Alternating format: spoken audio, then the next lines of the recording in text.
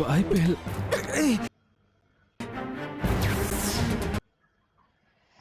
Hey guys, இன்னைக்கு சின்ன மருமகள் சீரியல் என்ன நினச்சின்னு பார்க்கலாமா?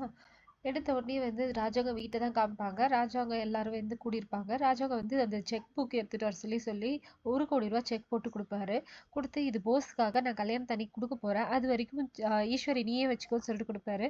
உடனே ஈஸ்வரி வீட்டுக்காரு இல்லை இல்லை வேண்டாம் அம்மா, வேண்டாம் நான் ஏன் ஈஸ்வரி கிட்டே போய் கொடுக்குறீங்க, அன்னைக்கே நீங்கள் கொடுங்கன்னு சொன்ன உடனே ஈஸ்வரி ஏன் நான் பத்திரமா தானே வச்சுப்பேன், நீ எங்கேயாவது வச்சிருவேன்னு சொல்லிட்டு நீங்களே வச்சுக்கோங்கன்னு சொல்லிட்டு மாற்றி மாற்றி இது பண்ணுவாங்க.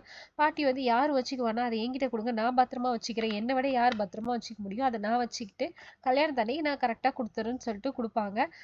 இதெல்லாம் வந்து இவ பார்த்தோன்னே இவளுக்கு கொஞ்சம் காண்டாகும். அதுக்கப்புறமா என்ன 1 கோடி ரூபா செக் இவ்வளோ சின்னதாக கொடுக்குறீங்க, பெருசாக போர்டில் பேர் போட்டு அந்த மாதிரி கொடுத்தா தானே எல்லாருக்கும் நல்லா பிரபலமாக தெரியும்னு சொல்லிட்டு சொல்லுவாங்க. சரின்னு சொல்லிட்டு ராஜாங்க வந்து அதுக்கெல்லாம் எதுக்குப்பா பப்ளிசிட்டி எல்லாம் தேவையில்லை, நம்ம வீட்டு பிள்ளைக்கு தானே கொடுக்குறோன்னு சொல்லிட்டு இது பண்ணுவாங்க. இதுவே ஒரு பெரிய பஞ்சாயத்தாக போகும். இங்கே வந்து சேது வந்து போஸை பார்த்து, போஸ் உன் ஃபர்ஸ்ட் வாழ்க்கை தான் சரியா அமையல, நீ 2வது வாழ்க்கையாவது ஒழுங்காக அமைச்சிக்கோ, நல்லபடியாக முன்னேறு, அப்பா கொடுக்குற காசை வச்சு நீ ஒரு பிஸ்னஸ் பண்ணு, உனக்கு பத்தலைன்னா நான் கூட காசு வந்து ஒரு 20 லட்சமோ 30 லட்சமோ லோன் போட்டு தரேன், நீ நல்லபடியாக பிஸ்னஸ் பண்ணு, நீ எனக்கு வட்டி கொடுக்க வேணாம், முதல் மட்டும் கொடுத்தா போதும்னு சொல்லிட்டு சொல்லுவான். அதுக்கப்புறமேட்டா அவன் ரொம்ப ஃபீல் பண்ணி சொல்லுவான், நீ பண்ண உதவிக்கு நானும் காலம் பூரா நான் உனக்கு கடமைப்பட்டிருக்கேன், நான் எனக்கு அப்புறம் பிறக்க போகிற பிள்ளை எல்லாருமே கடமைப்பட்டிருக்கோன்னு சொல்லி ரொம்ப ஃபீல் பண்ணுவான்.